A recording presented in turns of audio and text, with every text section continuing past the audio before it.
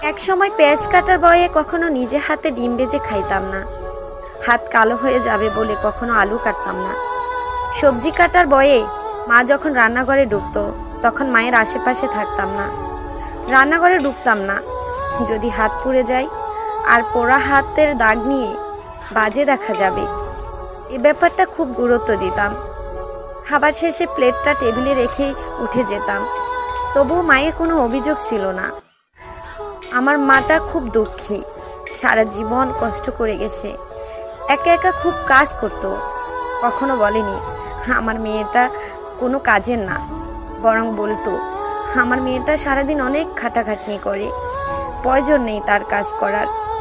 আজ যখন পেঁয়াজ কাটি, সবজি কাটি, আলু কাটি, রান্না করি, তেল ছিটিয়ে গায়ে এসে পড়ে, উফ শব্দটাও করার সময় পাই না, তখন মায়ের মুখটা চোখে ভেসে আসে আর দুই চোখে জল গড়ে পড়ে মায়ের জন্য। তখন খুব